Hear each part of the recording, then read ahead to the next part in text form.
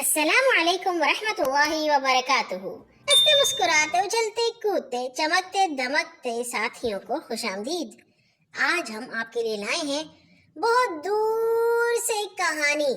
بھلا کون سا ملک ہے جو بہت دور ہے؟ امریکہ، ٹھیک بتایا آپ نے۔ عنوان ہے عنبر اور عیار بونا، اور اس کہانی کو آپ کے لیے لکھا ہے رضوانہ سید علی نے۔ امی، بس اب بہت جلدی ہم امیر ہونے والے ہیں، عنبر نے ناشتے کی میز پر اعلان کیا۔ وہ کیسے؟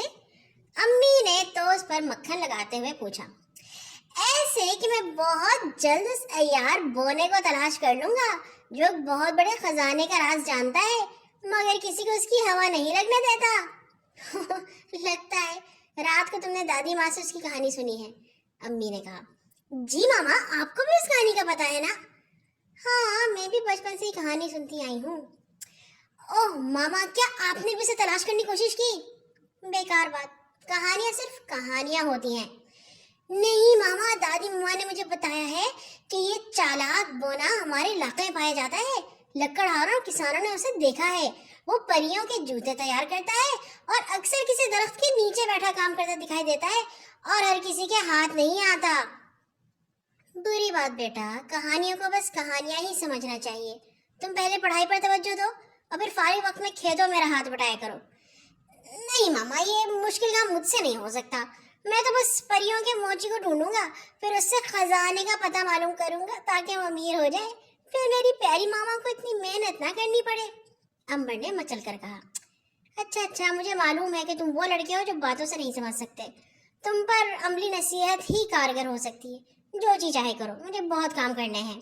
ماما برتن سمیٹنے لگی اور عنبر باہر بھاگ گیا۔ وہ ایک کالے امریکی خاندان سے تعلق رکھتا تھا۔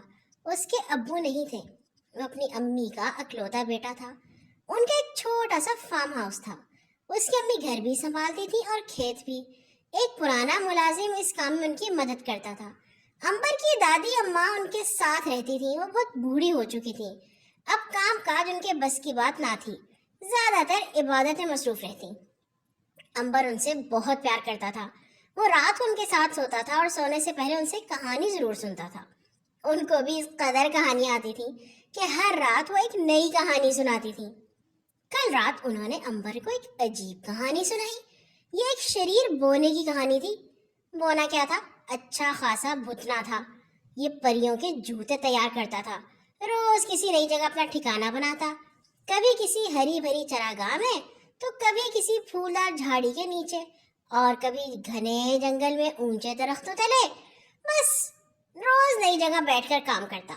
لوگ اس کی تلاش میں رہتے تھے کیونکہ اس کو ایک ایسے خزانے کا پتہ معلوم تھا جو کسی بڑے صندوق میں تھا اور زمین کی گہرائیوں میں کہیں دفن تھا۔ کئی مرتبہ لوگوں نے اسے دیکھا اور اس سے خزانے کا پتہ پوچھنے کی کوشش کی، مگر وہ تو پلک جھپکتے میں ہی کہیں غائب ہو جاتا اور لوگ اسے ڈھونڈتے رہ جاتے۔ دادی اماں تو کہانی سنا کر سو گئی، لیکن عنبر کی آنکھوں سے تو نیند ہی اڑ گئی۔ وہ سوچنے لگا کہ اگر وہ عیار بونا میرے ہاتھ لگ جائے تو کتنا مزہ آئے۔ میں تو اسے بھاگنے کا موقع ہی نہیں دوں گا اور خزانے کا پتہ معلوم کر کے رہوں گا۔ اگر وہ ہمارے ہاتھ لگ گیا تو ہم کتنے امیر ہو جائیں گے۔ ہم ایک شاندار مکان میں رہیں گے، میری امی کو اتنی محنت نہیں کرنی پڑے گی۔ یہی سب کچھ سوچتے سوچتے وہ نہ جانے کب سو ہی گیا۔ اس روز سے اس کو بس ایک ہی لگن تھی کہ وہ کسی نہ کسی طرح اس بونے کو ڈھونڈ نکالے۔ اسکول کی چھٹیاں تھیں۔ وہ روز ناشتے کے بعد گھر سے نکل جاتا اور سارا دن باغوں میں، جنگلوں میں، ندی کنارے، چراگاہوں کے آس پاس ایسی جگہوں پر منڈلاتا پھرتا جہاں اس بونے کے پائے جانے کا امکان تھا۔ کئی ہفتے گزر گئے۔ ایک دن دوپہر کے وقت وہ تھک ہار کر ایک چھوٹے سے ٹیلے پر بیٹھا ادھر ادھر دیکھ رہا تھا تو اچانک اسے ہلکی ہلکی ٹھک ٹھک کی آواز سنائی دی۔ پہلے تو وہ سمجھا کہ کھٹ بڑھئی کی کھٹ کھٹ ہے، مگر پھر اسے ایک باریک سی آواز سنائی دی۔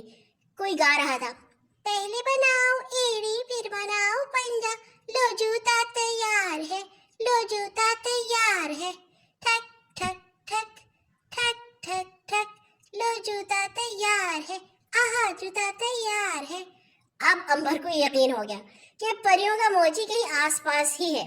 वो दबे पांव आवाज के ताकुब में बढ़ा। आवाज घने बरगद के पीछे से सुनाई दे रही थी। अमर ने दोनों हाथ जमीन पर टेके और घुटनों के बल जमीन पर रीखने लगा। दरख्त के करीब पहुंचकर उसे चुपके से झांका। उफ, वहां वाकई एक बौना बैठा था, सब्ज रंग की लंबी सी टोपी और भूरा कोट पहने। उसकी नाक लंबूची थी और थोड़ी नोकदार। शक्ल से ही बहुत चालाक दिखाई दे रहा था। उसका छोटा सा झूला सामने रखा था और वो एक गोल पत्थर पर चमड़ा रखे बड़ी महारत से एक छोटे से स्लीपर में कीले ठोक रहा था और साथ साथ गाना भी गा रहा था। हेलो मेरे प्यारे मोने, कैसे हो? अंबर ने चहक कर कहा, मगर मोने ने ऐसा तासुर दिया ऐसे कुछ सुन ही ना रहा हो। अनजान ना बनो, आज तो मुझसे नहीं बच सकते, तुम्हें खजाने का पता बताना होगा, अंबर ने गुस्से से कहा। ठहरो जरा दम लो, देखते नहीं मैं आखिरी कील ठोक रहा हूँ, बोने ने बहुत सुकून से कहा। ओह, हाथ से छूट गई, अब जरा तुम ही देखो कहाँ गिरी है।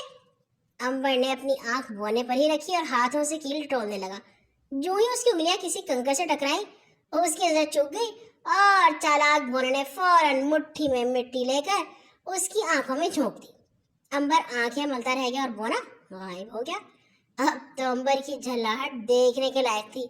बार बार सोचता कि बस एक दफा और मेरे हत्थे चढ़े ये चालाक बोना, बस फिर ना बच पाएगा।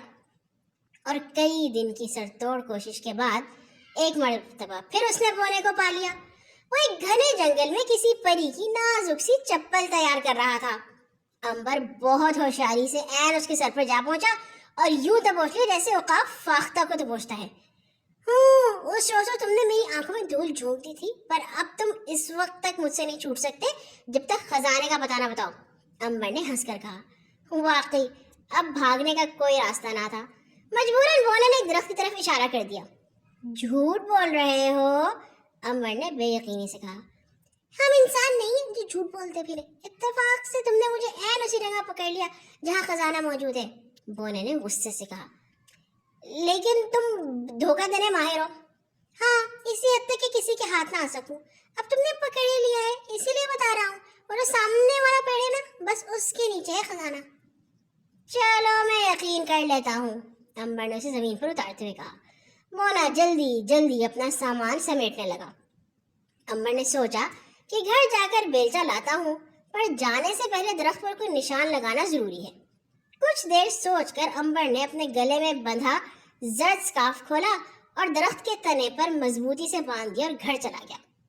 वो जरूरी सामान के साथ जब वापस लौटा जहां वो खजाने वाला दरख्त मौजूद था, तो ये देखकर सर पीट कर रह गया कि जंगल में दूर दूर तक बेशुमार दरख्तों के गिर्द वैसे ही स्कार्फ लिपटे थे जैसा कि अंबर ने उस खास दरख्त के गिर्द लपेटा था।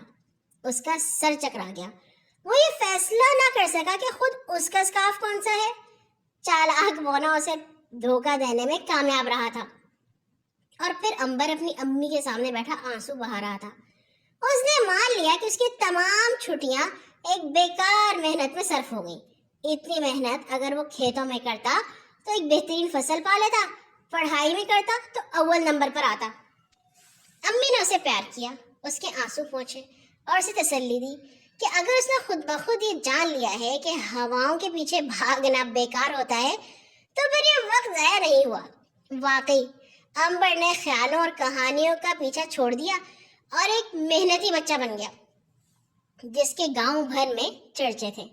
और चूंकि अंबर को तो अपना सबक हासिल हो गया, तो इसलिए हो गई हमारी भी कहानी खत्म। आप तो अच्छे बच्चे हैं ना, मेहनत करते हैं सब। ये आपकी कहानी नहीं थी। मगर ये अंबर लगा कैसा आपको? क्या आप किसी ऐसे बच्चे को जानते हैं? अपने इर्द गिर्द के लोगों का और चीजों का ख्याल रखा कीजिए। अच्छे बच्चे हैं आप। अल्लाह हाफिज।